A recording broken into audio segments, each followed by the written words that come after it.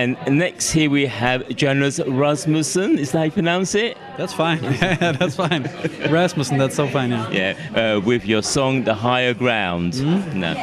Now, it appears to me like you're trying to sort of undo all the bad press that Vikings have.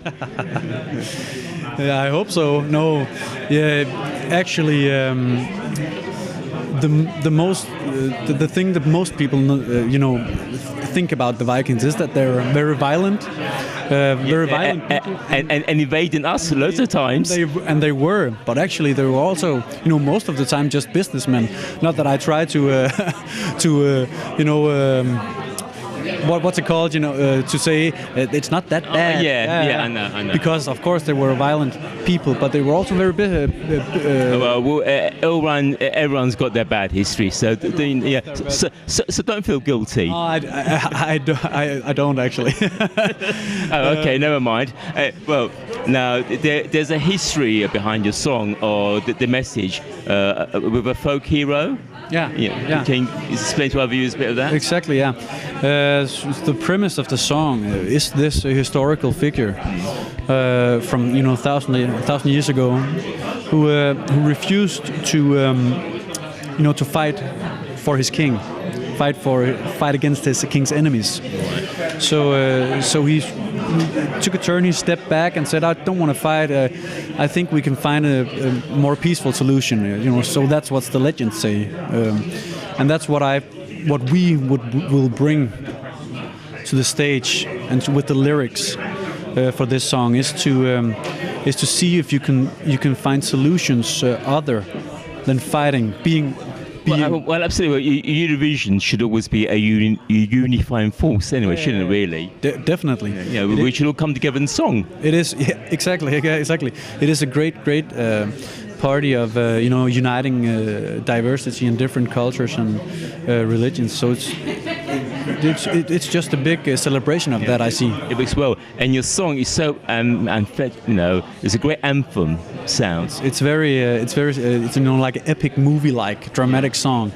So you want us all to get up and march along with you? Yeah, exactly, and it goes also. When I heard it, I saw all kinds of different series in my head. Game of Thrones and Pirates of the Caribbean movies. This very dramatic and the march and the 3/4.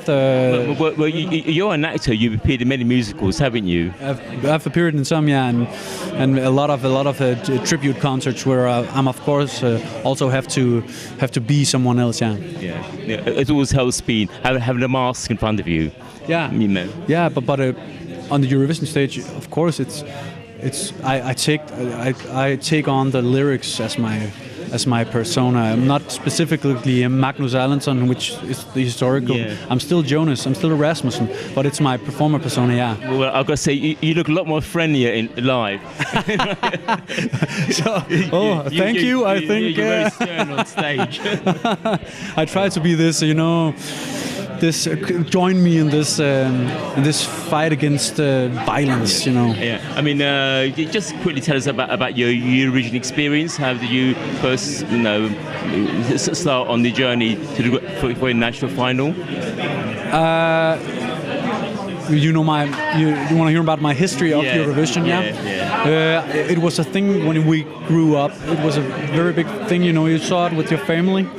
And then I'm a musician and performer, so I was often out playing, jobbing the night of the Eurovision. But I knew I've known a lot of people participating, so of course I've kept up to date every year, and I always find it so inspiring and to see. Yeah, well, you're quite putting a great Eurovision in Copenhagen a few years ago, so it'd be lovely to go back there again. Anyway, one thing we're asking all our guests here is that if Denmark can't win the contest, who would you like to win instead?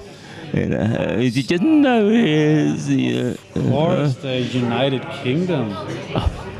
Viewers, once more, our guests want the UK to win. So we'll be so happy about that. So are we. Guys, you can't vote for the UK, but you can vote for Denmark. Please, Rasmussen, thank you very much for your time. Thank you. Thank you.